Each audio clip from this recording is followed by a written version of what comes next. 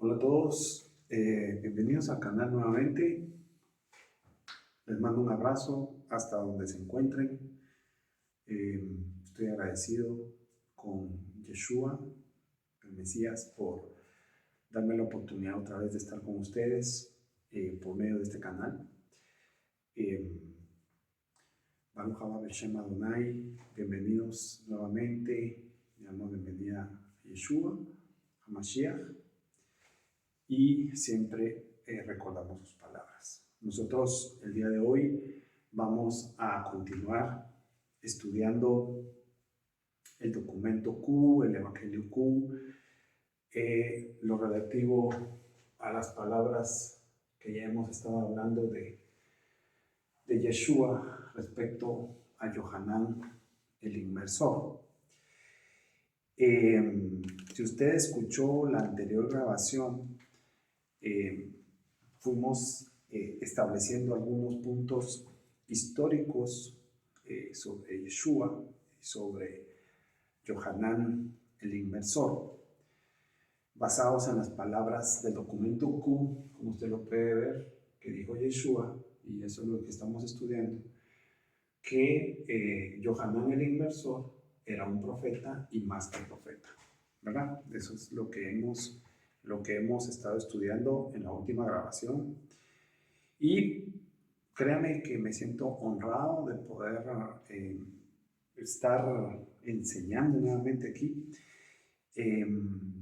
Quisiera que me acompañara a seguir estudiando este tema alrededor de Yohanan. Creo que nos va a servir muchísimo para establecer todo lo relativo a la historicidad sobre quién fue él, qué rol tuvo él en todo el inicio del mensaje del Malhut, su influencia y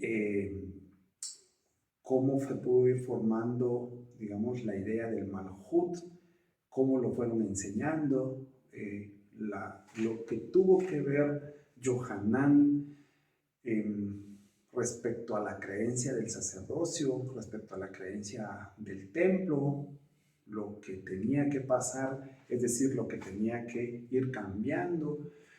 Creo que es importante que lo estudiemos. Así que lo invito para que se quede con nosotros hoy y juntos estudiemos. Yo de verdad quiero, lo decía al inicio, estoy agradecido porque a pesar de que la situación del mundo es tan complicada, hoy estamos aquí, no sé cuál es la situación, no sé en qué situación me ve usted, si me ve en América del Sur, en América del Norte, Centroamérica, Guatemala, España, o alguna parte que aún no sé, pero tenemos vida, ¿verdad? Y eso creo que tiene que ser lo primero que tenemos que estar agradecidos.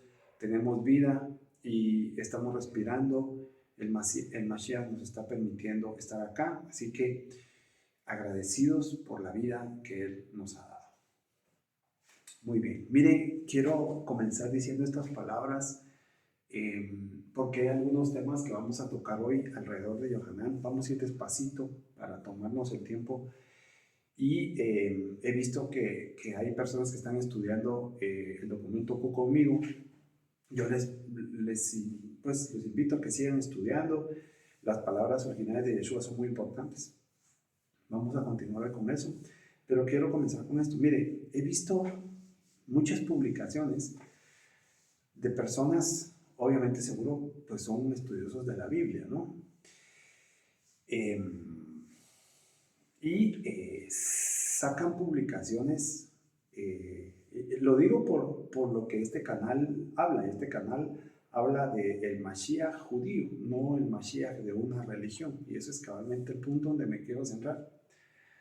Si usted anda buscando un canal para mejorar su nivel de espiritualidad, crecer en su espiritualidad, no una religión, este es su canal, ha llegado al canal correcto. Quiere crecer, quiere verse usted mismo, quiere pasar el screening frente a la Ruach, que el Mashiach le haga la radiografía y le hable a su mente, a su alma, a su Ruach. Este es el canal. Este canal no es para fijar una nueva religión, no se trata de eso, se trata realmente de un crecimiento espiritual, de lo cual Yeshua es el principal exponente. Es decir, Yeshua no fue su intención crear una nueva religión. Yeshua no fue digamos, el típico religioso. De hecho, él estaba en contra de los religiosos de su tiempo, ¿verdad? Que se salían realmente de las palabras y del mensaje original de Elohim. Y entonces, este canal no es de religión, este canal es de espiritualidad. Bueno, le decía que he visto algunas publicaciones relacionadas, y no es la primera vez que lo veo, y con eso quiero comenzar, relacionadas a judaizantes, y sale alguien hablando en contra de judaizantes. No sé quiénes son los judaizantes, realmente no sé quiénes son los judaizantes que ellos dicen, ¿verdad? Y más allá de lo que pueda representar una posición religiosa, porque eso es una posición religiosa, que si la gente no cree en los dogmas de una iglesia, entonces los llaman peyorativamente judaizantes. La verdad es que no entiendo a quiénes se refieren exactamente como judaizantes, ¿verdad? En este tiempo, judaizantes. Yo lo que le preguntaría a todas estas personas que están peyorativamente llamando judaizantes, no sé a quién, quizás a los que quieren y aman la Torá, ¿verdad? No sé, y prácticas de la Torá. Tal vez a ellos se refieren, ¿no? Pero, digamos, si algo tenemos nosotros hoy, 2024, que es situarnos en todo lo que estamos hablando, es ¿qué pasaría? Digamos, nosotros nos hacemos un lado, ¿verdad? Y todos los que enseñan nos hacemos un lado. ¿Qué pasaría si tuviéramos la oportunidad de escuchar a Yeshua hoy en el 2024? Él, hablando. ¿Qué le hablaría a Yeshua? ¿Qué hablaría él? Él se referiría también como estos expositores y son religiosos, como a gente que ama la Torá y explicando Torá y las escrituras en general, los llamaría judaizantes. ¿Yeshua lo haría? ¿Qué piensa usted? ¿En qué posición tendría Yeshua? Pues yo estoy claro y estoy convencido de que el mensaje de Yeshua sería hablar de la Torá, como siempre lo hizo, como los evangelios y toda la historia que nos ha sacado Yeshua.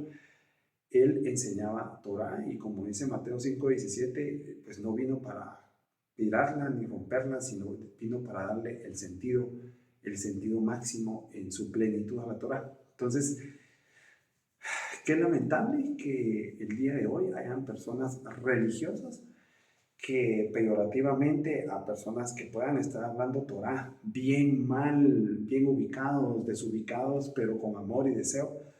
Yo creo que pues no tiene nada de malo que alguien quiera explicar, ¿verdad? Somos personas que no tenemos el conocimiento completo y vamos creciendo en espiritualidad. Usted que me ve seguramente también todos los días es un nuevo reto para crecer en espiritualidad.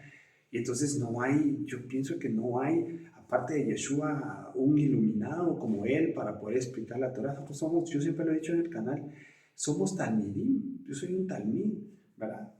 Y no lo estoy diciendo porque me siento aludido, para nada, yo no me siento aludido, pero sí pienso en los demás que están enseñando. Digo, qué bueno que enseñen Torah y que enseñen las escrituras, no con el afán de imponer un tema, sino de enseñar. Cada quien en su desarrollo espiritual. Quizás hay gente que se siente muy bien en la iglesia católica y ahí va a seguir toda su vida. Yo creo que nadie tiene el derecho de decirle a él que se vaya de esa iglesia o a no sé quién de otro grupo o no sé cuánto. Creo que no tenemos ningún derecho a estar ni metiendo a las iglesias ni sacándolos de los grupos religiosos donde están. Creo que esa es una tarea que le corresponde a la Ruach Elohim, de iluminar mente, alma, corazón, para poner a la gente donde debe de estar. Pero más allá de una religión y más allá de tratos peyorativos o adjetivos a personas que puedan enseñar o ser talmidim de Torah, me parece que no va por ahí el tema, pues, ¿verdad? Si lo que queremos es defender puntos religiosos como yo le dije, nos ponemos en la trinchera de la religión para atacar a otros que no piensan como nosotros, creo que no es la forma, no es el camino, no es la ruta. Yo nunca vi a Yeshua obligando a la gente a que creyera en él. Él les dijo, les habló, y él lo que decía es, pongan atención, tienen oídos para oír, oigan, no han entendido, pues deberían de entender, ¿verdad? A Nicodemo, tú siendo maestro, no lo has entendido. Entonces, pero yo nunca lo vi a él imponiendo, ni Yeshua, ¿verdad? Ni Yeshua lo hizo. Entonces, ¿por qué nosotros vamos a imponer un dogma o una doctrina o vamos a llamar peyorativamente a quien sea? No deberíamos.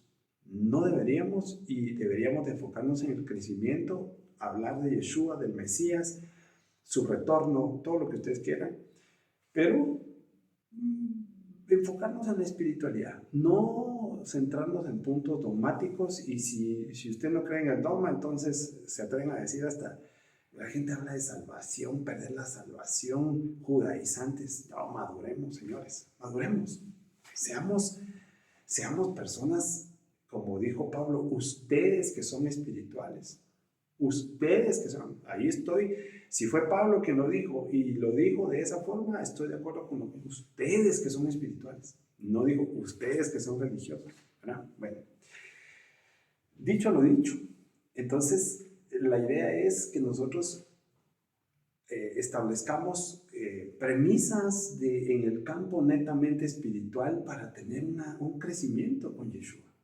Eso fue lo que él habló. Yo lo sigo explicando, lo sigo sosteniendo. Yeshua no vino para crear una nueva religión, menos, una religión que se llame cristianismo. Para nada, ¿verdad? Y usted poco a poco, si usted nos está siguiendo poco, usted lo va a ir comprobando. Bueno, entonces, 2 minutos. Miren, dijimos nosotros que Yeshua dijo que saliste a ver en el desierto, y luego vimos que él dijo a un profeta, y luego dijo más que un profeta, ¿verdad? Luego dijo que Juan es un nacido de mujer, y dijo también que hay otros nacidos de mujer. Bueno, aquí le hice un pequeño dibujo donde estábamos hablando de Yohanan el Inmersor, y le decía yo que Yohanan el Inmersor pudo haber tenido o está relacionado de alguna manera con los celosos, es decir, el grupo celoso por la Torá y celoso extremo que pudo haber llegado hasta ser un grupo armado como los celotes, ¿verdad? Juan pudo haber sido alguien que pudo haber influido desde la espiritualidad a estas personas. Ahora, también tenemos a los esenios, mencionamos a los esenios como gente que se apartó, como Kadoshim, para demostrar pues que no estaban corruptos. Tenemos a los levitas y a los sacerdotes. La misma familia de Yohanan, explicamos eso, estaba involucrada en el sacerdocio, y el sacerdocio en ese tiempo estaba, digamos, gobernado, los turnos estaban en los saduceos, ¿verdad? Y el grupo saduceo como tal, lo pusimos como referencia porque es, digamos, es histórico que ellos estaban al frente, y no sabemos la relación del padre de Yohanan, el mismo Yeshua, con el movimiento saduceo. Solo quiero, entre paréntesis, quiero que note algo. Miren,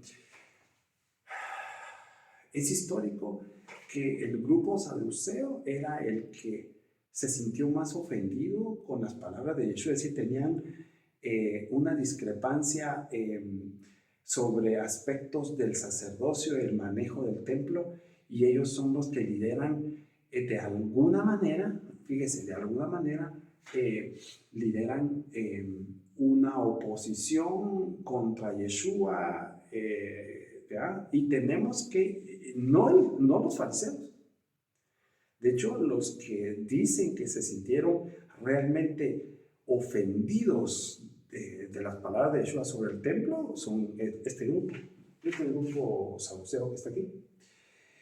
Entonces, ese paréntesis servirá para que nosotros vayamos perfilando de dónde pudo haber venido ese malestar. Ese malestar no nació en la semana de la pasión, que le llaman. Eso nació mucho antes de esa narrativa.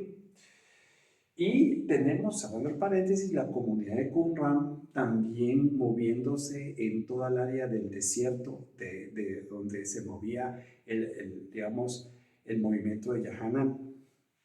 Fíjese cómo se lo estoy diciendo, el movimiento de Yahanan. Bueno, eso fue lo que hablamos. Y hoy vamos a hacer ciertos énfasis, vamos a comenzar leyendo, antes de explicar esto, vamos a comenzar leyendo lo que dice Mateo y Lucas sobre este tema, ¿sí? Entonces, si me acompaña, por favor, usted que es un estudioso, vamos a leer Mateo 11, capítulo 11. Yo lo voy a leer en el Evangelio de Mateo Hebreo Shem Tov. A mí me gusta mucho, no sé si usted lo tiene, por cierto.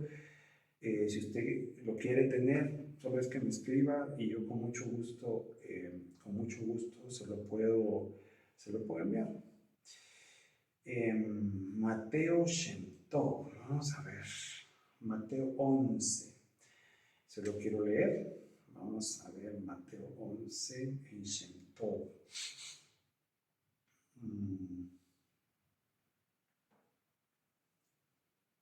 Vamos a leérselo.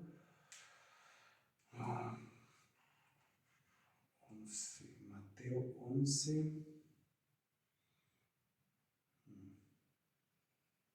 Mateo 11.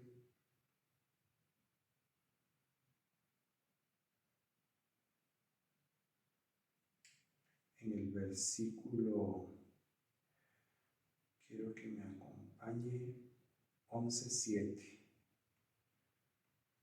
11:7 de Shem Tov. Claro, usted no sé qué versión usa. Dice: y sucedió después que se fueron, que Yeshua comenzó a hablar a las multitudes acerca de Johanán y les hizo la pregunta: a ver qué salieron ustedes en el desierto. Mire cómo está redactado. Una vara sacudida por el viento. ¿Qué salieron a ver al desierto? Entonces, ¿qué salieron a ver? Piensan que Johanán era un hombre vestido de ropas nobles, es decir, como los reyes, dice la versión de Q, sus reyes, sus autoridades. Aquí los que se visten con ropas nobles están en las casas de los reyes, tal cual lo dice Q. Si es así, ¿qué salieron a ver? ¿A un profeta? Les pregunta él. En verdad les digo que este es más grande que un profeta. Más grande que un profeta. Aquí dice más que un profeta. Vamos a revisar la referencia y dice: este es aquel de quien está escrito: he aquí yo envío mi mensajero y él preparará un camino delante de mí. Fíjese. Pero ahí no dice que este Mateo 11:10 no dice que Yeshua, sino que esto es algo que entiendo yo, el escritor anota. Después en el texto, en el 11, versículo 11 dice: y de nuevo Yeshua dijo a sus discípulos: en verdad les digo, de todos los nacidos de mujeres no se ha levantado uno más grande que Johanán el inversor. Miren, aquí varias cosas que yo quiero que usted me acompañe a revisar. La primera, que uno más grande, dice exactamente, mire cómo dice: este es más grande que un profeta, dice. Entonces este es más grande, fíjese, así dice, más grande que un profeta, fíjese cómo dice esto. Entonces, aquí está, eso lo dice Mateo. Ahora, hay algo que cuando se habla de que Yahanán es más grande que un profeta, y lo hablábamos que por ser él parte del sacerdocio y estar vinculado a los levitas y convertirse en un agente de cambio, Yahanán, Yeshua está hablando de él como un profeta y más que un profeta. Pero hay algo más, miren, para ir despacito. Hay unos textos que vamos a revisar y hay un texto en particular que habla y dice que él está simulando o está acercando o está manifestando, hay que encontrar la palabra correcta, él está duplicando, es que esto es bien fuerte, mire, él está actuando como Elías, profeta. Entonces vamos a poner aquí Elías. Aquí Eliyahu en realidad en hebreo es Eliyahu. Esto es Elías. Fíjese, Elías. Ahora, ¿qué nos quiere decir con el tema de que él está actuando como Elías? Si ustedes gustan, él es Elías. Y ahí vamos a leer los textos. Si ustedes creen, él es Elías. Pero Elías fue un gran profeta, de lo que yo llamo un profeta genuino. Fíjense, de los personajes que yo más admiro en las escrituras es este personaje Elías. Elías tiene una característica y es que este Elías del que habla Reyes, el libro de Reyes, no murió. Pero hay algo bien interesante, aparte de que Elías y Eliyahu no murió, y es que Eliyahu, él dice que podía dar de su ruaj a alguien, y prueba, los libros de los reyes mencionan que él podía dar de su ruaj a alguien llamado Elisha o Eliseo. Eliseo, fíjese, Eliseo.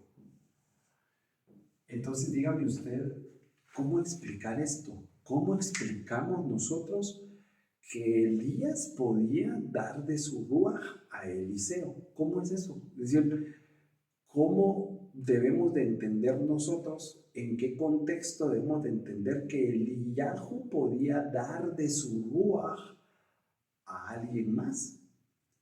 ¿Qué es exactamente que podía dar de su ruaj?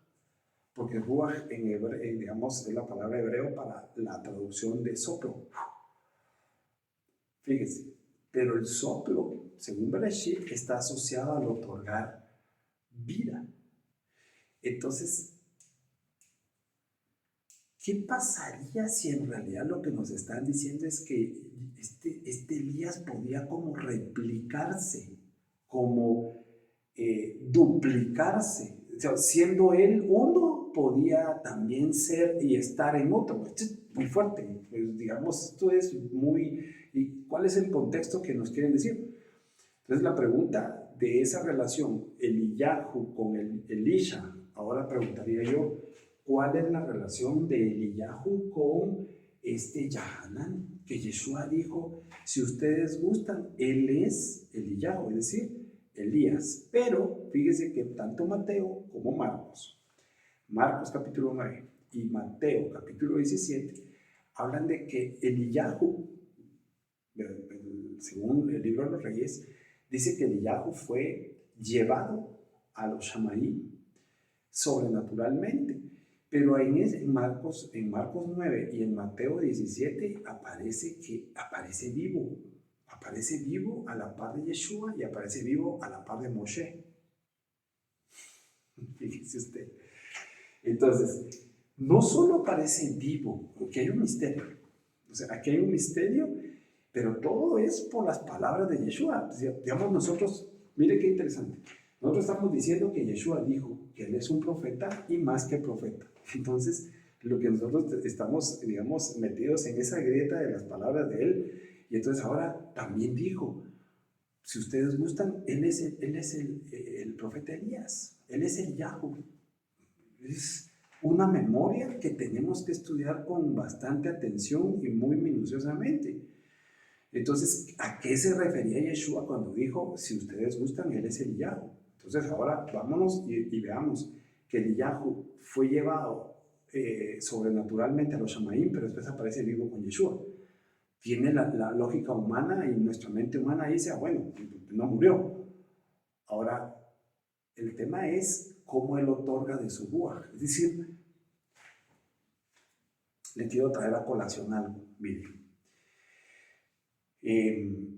Dice 1 Corintios 15 que el postrer Adán, es que esto es fuerte, mire, el postrer Adán dice que es un ruaj que da vida. Ruaj que da vida, ¿sí? Entonces, el ruaj que da vida, ¿sí? Preguntaría yo, ¿cómo se parece ese dar vida, ese ruaj que da vida? ¿Cómo se parece a la obra que Elohim hacía con Elías? Y yo se lo decía la última vez, que aparece en el monte, aquí está Yeshua, fíjese, pues aparece en el monte, aquí está Yeshua, aquí aparece Moshe, ¿verdad? Y aquí aparece Eliyahu. Entonces, y dicen los que narran esto, dicen que todo cambió y los vieron a Yeshua totalmente transformado. O sea, no conocían, pero era él, ¿verdad? Entonces, lo que yo le decía es que tanto, digamos, la quejuná de Moshe y la quejuná de Eliyahu están apuntando al Mesías, hacia él. Es decir, el éxtasis, eso es lo que quiero trasladarle, el éxtasis del quejuná del Mashiach es una manifestación, digamos, de todo lo que hizo Moshe, de todo lo que hizo este gran profeta Eliyahu, y le decía escrituras y profecía, escrituras y profecía, el éxtasis es el Mesías. Entonces, se parece a lo que hacía Eliyahu como una multiplicación de él en otro, pero el postrer Adán es más que eso, porque lo que está haciendo el postrer Adán es dándole vida al cosmos, al sistema. O sea, no solo replicándose, no solo lo que Elías decía, sino más allá. Es decir, si Elías se replicaba con su ruaj en alguien como Eliseo, o se replicaba con su ruaj en alguien como Yahanán el inmersor, lo que está pasando con el Mesías es que no solo se replica en sus talmidim, sino se replica en el cosmos, se replica en los shamaim. Es decir, aquí se me trae a memoria lo que dice el profeta, y dice que el Mesías se tragó a la muerte. Ese es el contexto de un ruaj que da vida. Por eso también decía yo en otra ocasión que lo que nosotros no hemos entendido es la muerte. Y ciertamente creo que no lo hemos entendido. Pero dice que el Mesías se tragó a la muerte. Es decir, la muerte dice también en 1 Corintios 15, cuando habla que Él es un espíritu que da vida, un ruaj que da vida, dice que, entonces dice, oh muerte, ¿dónde está tu aguijón? Oh muerte, ¿dónde está tu victoria? Dice el profeta Isaías que entonces lo que pasa es que el espíritu vivificante se absorbió la muerte. Pero la muerte en todo el cosmos, no solo en Olam Hasé, sino en todo, ¿verdad? Entonces, a eso es lo que yo le llamo el éxtasis de la manifestación de algún poder de Ruach que tenía Elías.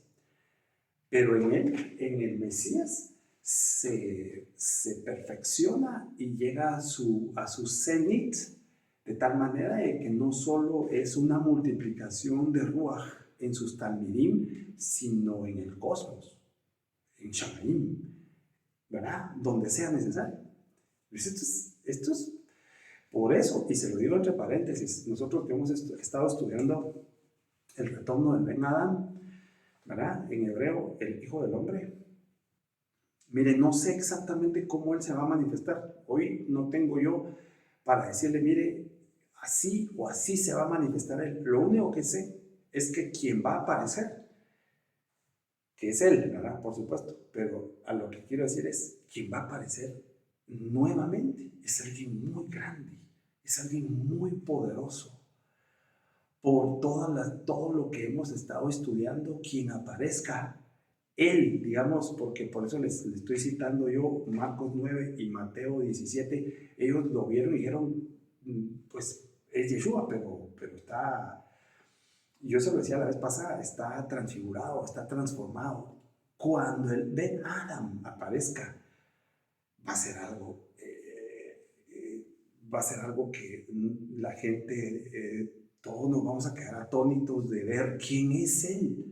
Demasiado poderoso, porque el espíritu Ruach que da vida es su espíritu que da vida, que se tragó la muerte en todos los niveles que eran necesarios. Entonces está restaurando todos los niveles de cielos. Es que esto es muy grande, por eso lo hablo como cosmos. Entonces, de eso es lo que, digamos, de hecho en Marcos 9 dice que los que subieron con él les estaba hablando de la resurrección y de volver a la vida, y ellos no entendían de qué les estaba hablando él. Entonces él les estaba hablando de algo que es parte de lo que yo le quiero transmitir en la serie de Marcos, de algo muy grande, ¿sí? Y creo que se relaciona con la muerte, volver de la muerte, pero el volver de la muerte de una forma diferente a como nosotros pensamos que es la muerte. Entonces, creo yo que él les estaba hablando de eso precisamente, de su poder de eliminar la muerte. Porque dice el profeta que él se tragó la muerte. Bueno, y como espíritu ruach que da vida, y entonces la muerte no tiene nada que hacer. Ya no tiene poder. Mire eso. Por eso es que más adelante vemos que hay palabras como dice: el que cree en mí, aunque esté muerto, vivirá. El que cree en mí, aunque muera, vivirá. De ahí hay mucho que hablar. Entonces, lo que le quiero decir es que Elías tenía el poder, fíjense pues, según Reyes, de darle su ruaj a Eliseo. Y están las muestras y las pruebas de que ese ruaj de él se comenzó a manifestar por todas las obras de poder que hacía Eliseo. Pero después vemos a Yeshua hablando y diciendo que si nos queremos verlo más de otro nivel, Yohanan está apuntando al mismo Elías. Entonces la pregunta es, ¿Yohanan el inmersor tenía él una réplica de la ruaj de Elías según las mismas palabras de Yeshua?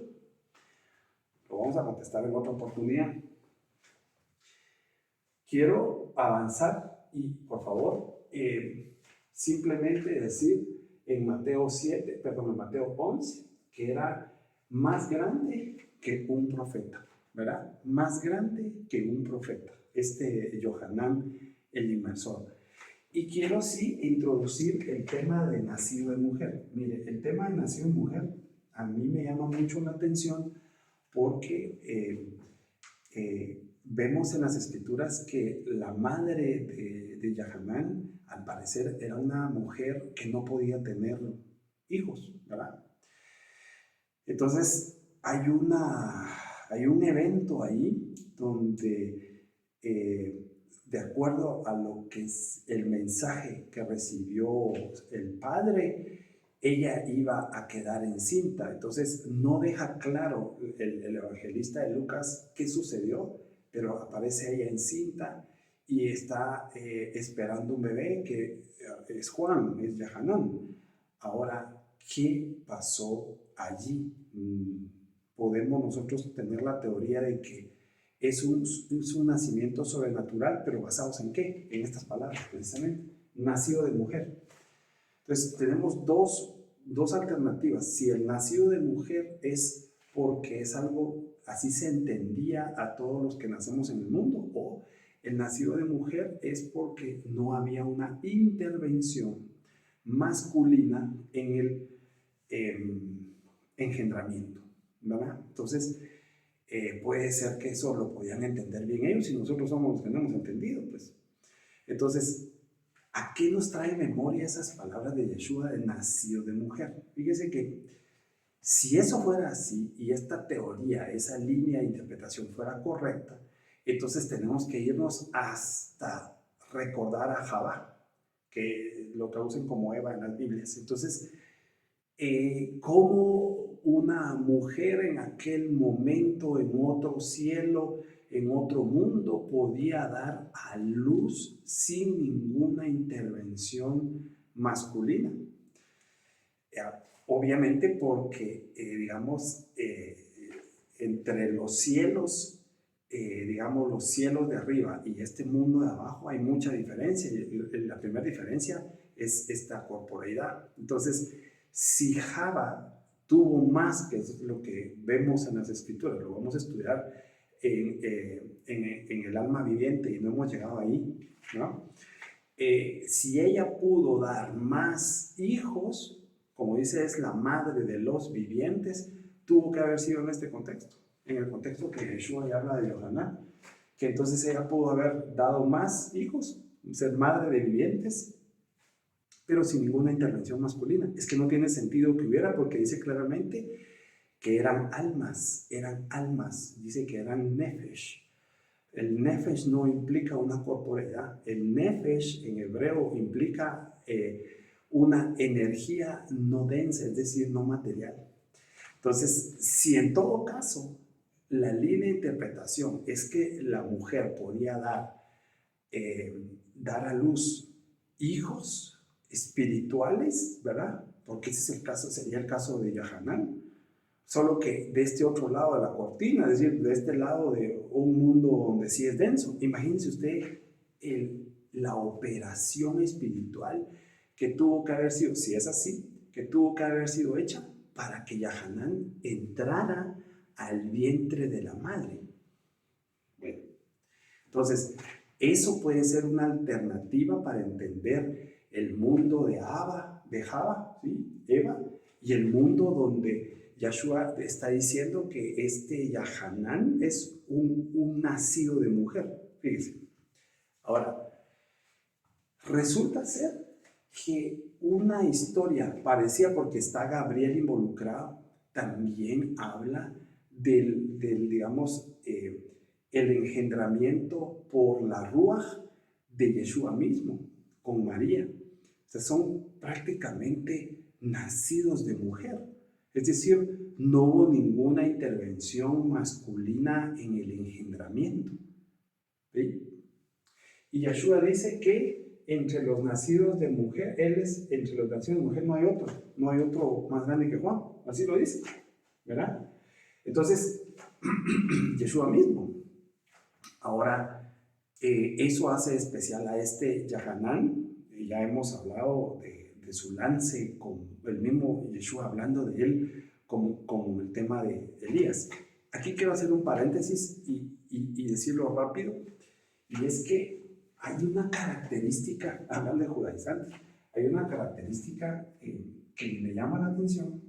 Lucas 1:59, y fíjese que Lucas 2:21 nos dan a nosotros una noticia muy interesante. Fíjese pues. Aquí uno tiene que estar muy vivo respecto a lo que nos dice este evangelista. Y fíjese usted que lo que está diciendo, y lo digo entre paréntesis, es que este Yohanan y Yeshua mismo, según Lucas 2:21 y Lucas 1:59, dice que fueron circuncidados. Fueron circuncidados.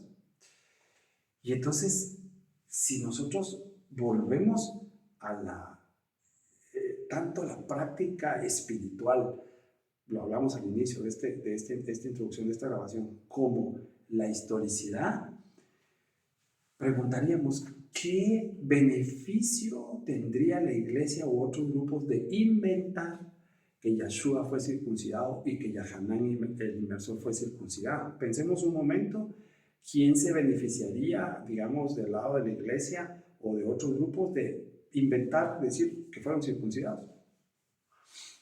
En realidad, no creo que la iglesia se beneficiaría de decir que Yeshua fue circuncidado. Más bien, a esos puntos que quedan escritos ahí, diría yo, se les fue y no lo borraron, ¿no?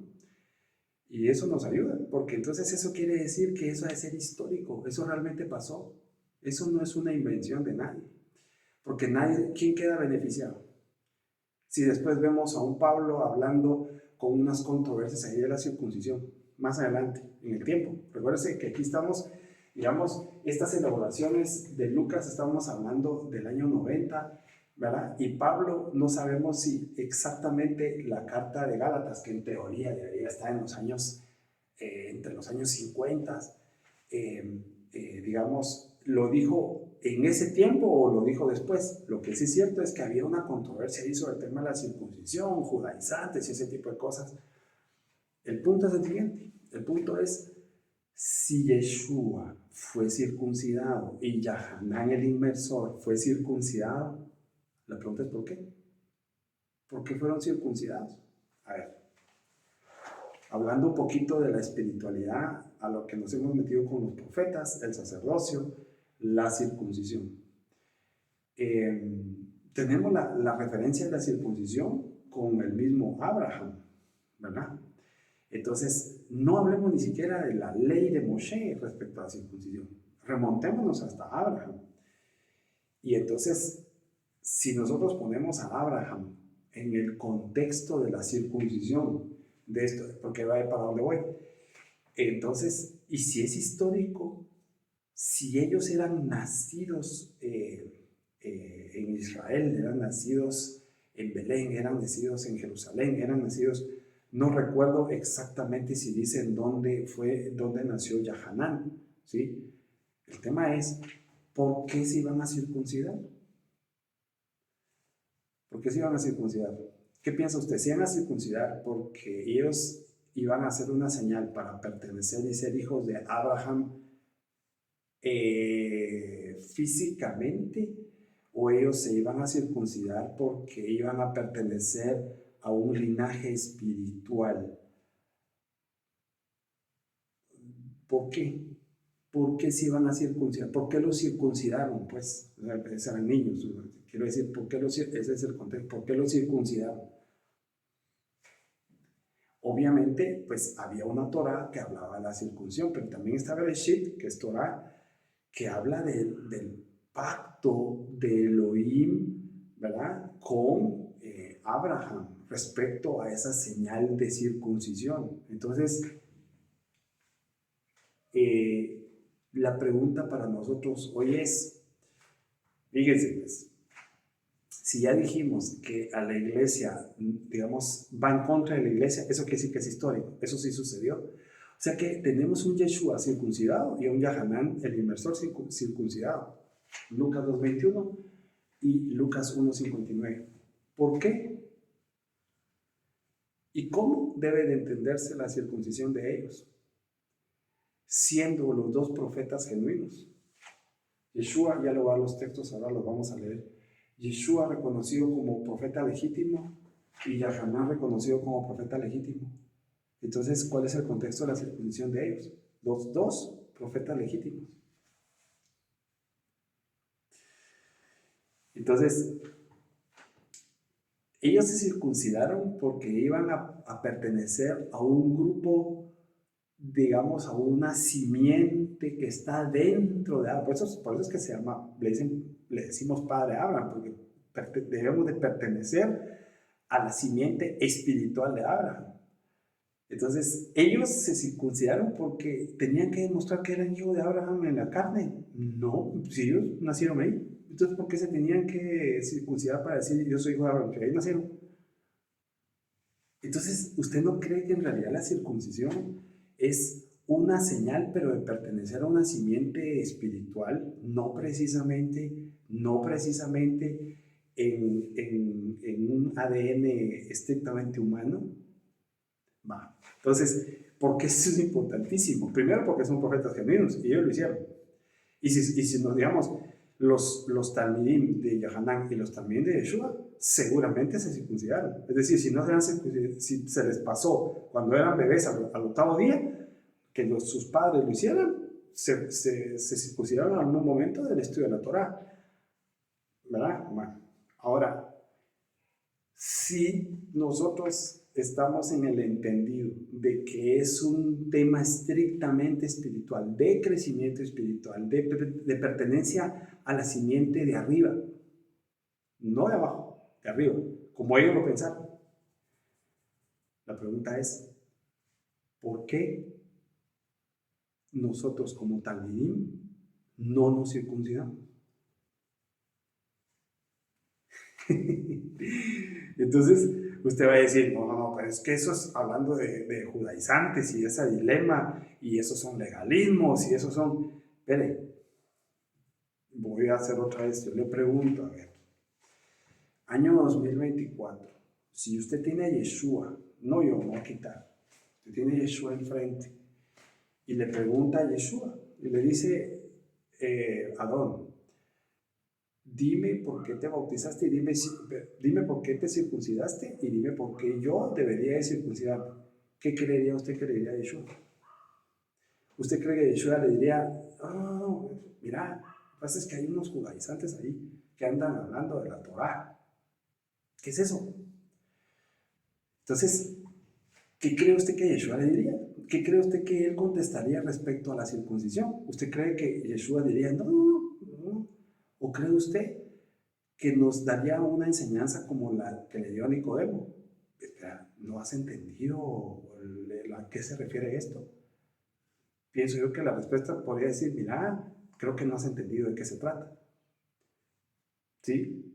Más bien de reprendernos o hablarnos de judaizantes o de legalismos o de ese tipo de cosas. Quizás no lo hemos entendido. Yo creo que por ahí va todo este asunto.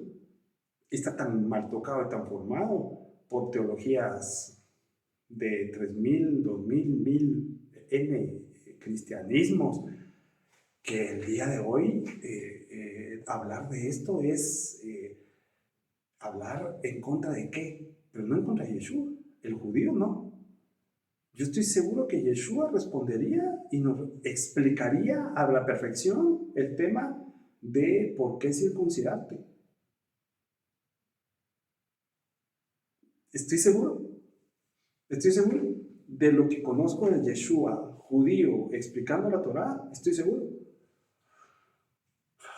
Por eso dije, ¿es histórico? Seguramente es histórico. Alguien dice, mira, no, eso no es histórico. Eso es histórico. La circuncisión de ellos dos es histórica. Ellos fueron circuncidados. Entonces, ¿por qué? Entonces, nosotros, esto lo estoy comentando porque es un tema que vamos a desarrollar en la serie del judaísmo de Jesús. Y yo lo he dicho y lo vuelvo a decir categóricamente hoy aquí. Usted puede estar en desacuerdo, no importa, pero ¿para dónde va esto? Lo que le quiero decir es que hay un verdadero judaísmo. Eso es lo que le quiero decir en el contexto, y por eso hice la pausa. Pero es que ellos son profetas genuinos. Y al parecer esto es histórico. Esto no está ahí de casualidad. Esto pasó. Y a ellos al octavo día los circuncidaron. Y entonces, ¿por qué? Si eran nacidos ahí, es evidente que venían, su toldot, su genealogía se conocía.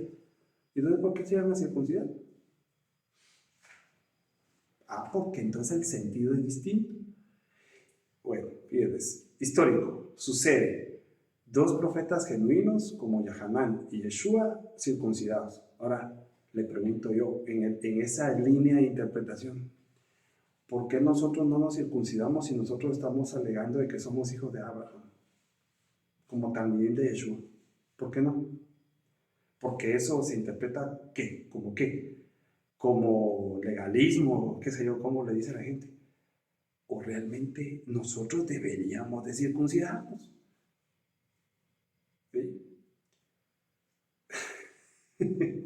Alguien dice, no, pero es que mira que Pablo, no sabemos si Pablo en esos esquemas fue Pablo o la iglesia agarró la pluma y fue la iglesia la que puso, porque no tiene, miren, seamos maduros y hablemoslo en la espiritualidad, no tiene sentido que dos grandes profetas que son Yahanán como agente de cambio y el Mesías mismo fueron circuncidados según los textos. Acabamos de decir que es histórico.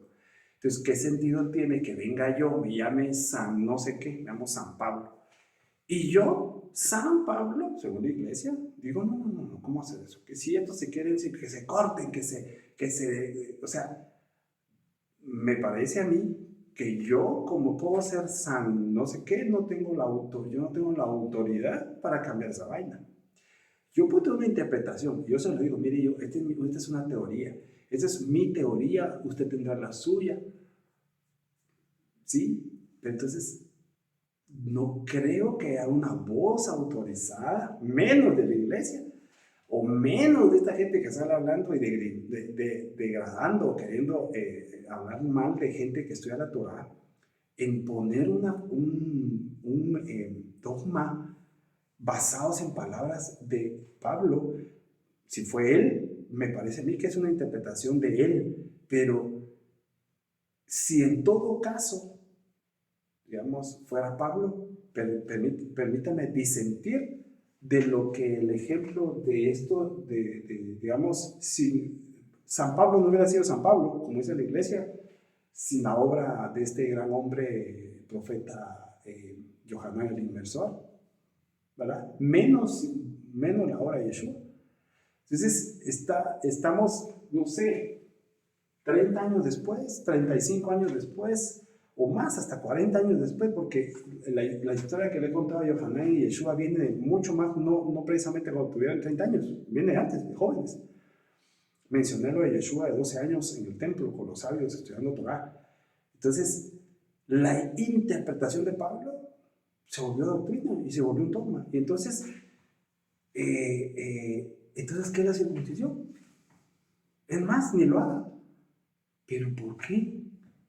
Porque dijo San Pablo en su interpretación y la iglesia tomó eso y no sabemos si la iglesia lo tocó ahí, y es que no tiene sentido. No tiene sentido, es decir, no tiene sentido si al final es como el Tevilá Mikveh Mayim. El Tevilá Mikveh Mayim se hace físico, ¿verdad? Va al agua, ¿verdad? Sumergido, pero es en físico. Pero la circuncisión también es en físico. Cortar el prepucio, ¿verdad? De los varones. Es en físico. Pero ambas cosas tienen un carácter neta y estrictamente espiritual en su interpretación. Nunca físico, y nunca, digamos, un tema estrictamente corporal para beneficio del cuerpo. Es netamente espiritual. ¿Qué piensa usted? ¿Qué piensa usted? El verdadero judaísmo de Yeshua, escuela también de Levita, Yahanán, pues bueno, estoy completamente seguro que practicaban la circuncisión. Por eso, por el tema del pacto con Abraham, por, digamos, asociarse a la simiente del cielo, pues, de los Shamaim, ¿verdad? Más que por decir que eran israelitas, en físico. Claro, los judaísmos hoy alegan que la circuncisión es un tema estrictamente nacional. Para ser un hijo de Israel, ¿verdad? Y ven Torah, tienes que circuncidarte. Pero ese es un dogma del judaísmo. Pero aquí no estamos viendo eso. Aquí lo que estamos viendo es que ellos fueron circuncidados y seguramente enseñaron y practicaban la circuncisión porque es netamente espiritual. Y se lo dije, y precisamente por eso lo dije al inicio de esa grabación, este canal habla de espiritualidad. Habla de Tevilá Mikveh Mayim. Lo invito a ver la serie del Maim y de las aguas. ¿Qué significa? Por favor. Y es una unión con los Shamaim. Lo haces en físico, pero es un efecto espiritual. Y le voy a decir algo más. Mire, no se lo dije, lo que pasa es que voy poco a poco, pero mire, ¿recuerda usted la historia de un leproso llamado Naamán, en español, ¿no? Naamán el sirio? Hablando de Elías y Eliseo. ¿Se recuerda esa historia? ¿Cuántas veces lo mandaron a él a lavarse en el Jordán? Es decir, Tevilá Mikveh, ¿cuántas veces? ¿Cuántas veces lo mandaron a hacerlo para que la lepra desapareciera? 7. ¿Qué significa? Primero, significa que puedes hacerlo constantemente hasta que tu lepra desaparezca. Yo lo puedo hacer constantemente hasta que mi lepra desaparezca. Y la lepra es tus desviaciones y tus códigos cerrados en tu alma. ¿Necesitas ir? Ve, hazte Bilama y Bemaín. ¿Verdad? Ese es un ejemplo de cómo la lepra desapareció. Esa es la primera interpretación. Lo puedes hacer las veces que sea necesario. Pero ahí está hablando de algo más. Está hablando, yo le he explicado a usted, Shevi'i 7. O sea que ahí está hablando de algo muy grande. 7 veces Tevilá Mikvé Mayim para que la lepra se vaya. O sea que la lepra no es simplemente corrección de códigos aquí. Necesitamos 7 procesos. Por eso le digo, vamos a hablar de espiritualidad y cuando entra al campo espiritual no hay dogmas. No hay, mire, yo se lo dije en una de estas grabaciones, el dogma lo que hace es limitar tu espiritualidad. El dogma hace religión y la religión dice hasta aquí llegaste y entonces me pongo en la trinchera de la religión A, B, C, D, F, de la religión que sea y la espiritualidad ahí se quedó, hasta ahí llegó la espiritualidad. Entonces, dése cuenta cómo nuestra mente puede limitar, digamos, si nos vamos a la trinchera de la religión, nuestra mente limita la espiritualidad del mensaje del Mesías, de la Torá, y lo que ellos vivieron, practicaron y nos dejaron aquí para que nosotros nos beneficiemos. ¿Por qué le estoy poniendo ese ejemplo? Porque tanto la circuncisión como el Tevilá Mikvé Mayim son cosas que se hacen en físico, pero es espiritual. Y le voy a decir algo más. Yo desde que encontré la falsificación de Mateo 28, Mateo 28, 19 y 20, que es una falsificación que la misma iglesia reconoce como falsificación, comencé a ver detalles que no cuadran. No cuadran. Mire, pues le voy a poner un ejemplo rápido. Yo no pude avanzar más que esto. ¿Cómo es posible?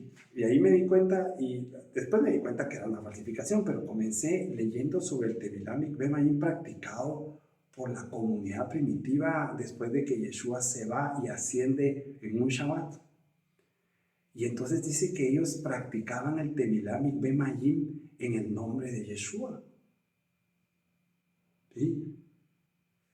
Pero fíjese usted que cómo se nota cuando la iglesia ha trastocado y ha metido, es una falsificación y ya hablaremos, y no quiero centrarme en la falsificación, lo que le quiero decir es cómo usted se va dando cuenta de cómo de la parte histórica, de la parte espiritual, se aleja la iglesia totalmente. Por eso yo hablo del Mateo adulterado, que fue más allá de los años 80.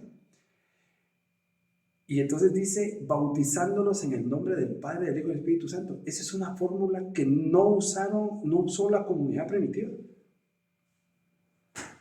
Porque no es cierto. O sea, eso se lo inventó la iglesia, pues. ¿Y qué hacemos?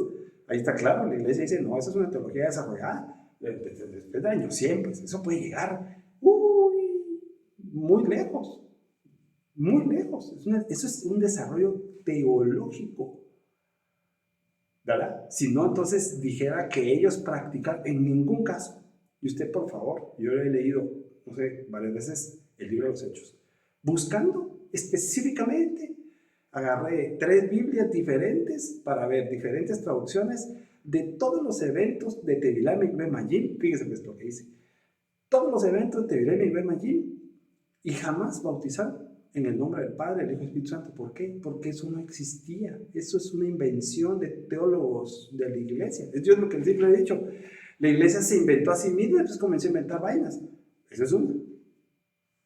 Lo que sí hacía, porque no cuadra. Digamos, lees el Evangelio de Mateo y lees la práctica de los primeros seguidores y dices, aquí hay algo que no pega. Entonces son añadiduras de la iglesia. Por eso yo siempre les he dicho, y lo digo, no lo digo de mala, o sea, lo digo en serio, o sea, sin sentimientos malos. Hacer eso, ese es otro nivel de corrupción, porque te pasas trayendo, desfigurando al Mesías totalmente y al movimiento original del Mashiach. Y como este es un canal para hablar de la verdad, hay que decirlo. Entonces, lo que sí encontré es que ellos practicaban el Tevilá Mikvé Mayim en el nombre de Yeshua, en el nombre de Él. Eso sí dice, que ellos practicaban eso. Y entonces eso es lo que tenemos que estudiar. ¿Cómo era esa práctica? ¿Por qué lo menciono? Lo menciono por el ejemplo de la espiritualidad de la lepra y Naamán 7 veces y queda libre de la lepra, 7 ciclos, vamos a quedar libre de todo lo errado que estamos, pero también puedes practicarlo constantemente. Eso es algo que yo estoy explicando en la serie de mayo. Entonces, miren, iba por otro lado la enseñanza y terminamos en esto. Resumamos. Este canal es un canal para hablar de espiritualidad, no para tomar posiciones dogmáticas, teológicas, ¿verdad? Menos despreciar. Y yo lo dije, si las personas que desprecian la Torá por no entenderla, por no entender la espiritualidad del mensaje de la Torá, estás despreciando al Mesías. El Evangelio de Juan dice claramente que Yeshua, HaMashiach, el Mesías, es la Torá viviente, es un estado espiritual de la Torá. Pero si no lo entiendes, entonces yo diría, por favor, habla con Yeshua, comunícate con la Ruach y dile, abre mi mente para yo entender, porque salen a decir cualquier cantidad de cosas y es porque salen desde la trinchera de la religión a defender ¿qué? A defender una iglesia. Yeshua, ya lo dije también, pero antes de hablar de lo que Yeshua habló y de lo que no habló, les dije, miren, el que no ama la Torá, no ama al Mesías. El que no ama al Mesías no ama la Torá. No puedes decir que tú sigues a Jesús y tirar y pisotear la Torá. Eso es imposible. O amar la Torá y no amar a Yeshua. Eso es imposible. Es imposible. Cuando te metes a la espiritual, yo le llamo a la matriz espiritual, donde se te abren todos los cielos. Hay escenas en las escrituras donde dice que los cielos se abrieron. Yeshua siempre miraba, él tenía el poder de ver los cielos, por cierto. Él podía ver los cielos abiertos, los shamaim. Bueno, ¿por qué cree usted que a los que decía la gente que estaban muertos decían, no, él está dormido? ¿Por qué? Porque se lo inventaban, ¿no? Él podía ver. Bueno, o sea, él podía ver que no estaba muerto, ¿no? Él estaba dormido. Efectivamente lo levantaba. Bueno, los iba a traer donde estuvieran. Bueno, y lo levantaba, ¿verdad? Entonces, mire, si no hemos entendido la espiritualidad del mensaje, entonces, Yeshua, Ruach, dame de tu vida para yo entender. Este canal es de espiritualidad y no es de religión. Entonces, hay muchas cosas que tenemos que ir tocando con pinzas. Le hablé sobre la replicación del Ruach de Elías. Le hablé del cenit de la profecía con Yeshua, la Torah viviente. Ahí aparecen Moshe y Elías como brazos derechos de Yeshua, como ¿verdad? El Mesías. Le hablé de la historicidad de la circuncisión de estos dos profetas, uno agente de cambio con todo lo que vimos, ¿verdad? Y su influencia en su comunidad, y al Mesías mismo, que es Yeshua, ejecutando todo el cambio, ¿verdad? Uno lo anuncia, el otro lo ejecuta. Entonces, y ya se da cuenta que es dos, ¿verdad? Yo se lo he dicho también en pareja. Entonces, mire, yo quiero que por favor usted lo comience a masticar, hemos dicho cosas aquí bien interesantes, pero más que sean interesantes es que lo comencemos a masticar, que lo comencemos a entender, que lo comencemos a estudiar y entonces decirle, ayúdame a entenderlo, la espiritualidad, no la religión. No nos interesa la religión, no nos interesa, y aquí con esto quiero terminar. Yeshua no habló de la iglesia. Esos son inventos de la iglesia. ¿A qué nivel llega la iglesia? Alguien me dirá, ¿por qué insistí tanto en eso? Porque ellos desfiguraron la figura del Mesías judío. Inventaron cualquier cantidad de cosas. Ahí tienes Mateo y así hay más añadiduras que ellos, sin vergüenza, o sea, descaradamente, ahí comenzaron a redactar su teología, pero su teología no precisamente, eso no son palabras de Yeshua. No son palabras de Yeshua. Entonces, hay que decirlo. Yeshua habló del Malhut. Lo puede ver en todas sus palabras, en todo su mensaje. Lo peor de eso va en contra, eso es histórico, porque va en contra de todo lo que la iglesia dice. Yeshua habló del Malhut, ¿Y a dónde tenemos que apuntar nosotros? En la enseñanza del Mesías, Yeshua, judío, Malhut, Malhut, que es la palabra hebrea para traducir al español, reino, Malhut, Ha-Elohim, Malhut, Ha-Shamaim, así en esos términos lo mencionan. El reino de los cielos y el reino de Elohim. Bueno, le quiero mandar un abrazo hasta donde me vea, por favor. Le pido y le suplico que lo vea es con su mente espiritual y se conecte con la Ruaj, Elohim, y que desde esa posición espiritual comience a leer las escrituras para ver y empatar por qué razón hoy tanta gente ataca a la Torá. Y según ellos, por bien de quién, no sé, beneficiar la iglesia, ¿por qué? No tiene sentido. Atacar la Torá, atacar las palabras o los pactos que el mismo Elohim hizo con nuestros ancestros espirituales, ¿verdad? Qué bonito decirlo, nuestros ancestros espirituales, es atacar al Mesías mismo, a Yeshua, ¿verdad? Entonces, yo le quiero decir algo. Desde ese estado de conciencia espiritual, me encantaría que se sintiera parte de la familia de Abraham. Mire, de esas palabras que le dijeron a él y de ese pacto, que se sienta hijo de Abraham. Y en ese estado, medite sobre lo que le acabo de hablar, de estos dos hombres, tanto de Yahanan como de Yeshua, y de todo el contexto que hemos tocado respecto a la Rúa y todo este tema de la espiritualidad de la Torah. Entonces, le mando un abrazo. Shalom. Hemos iniciado la semana hablando nuevamente de él y eso nos tiene que hacer sentir agradecidos. Así que hasta la próxima y un abrazo hasta donde se encuentre.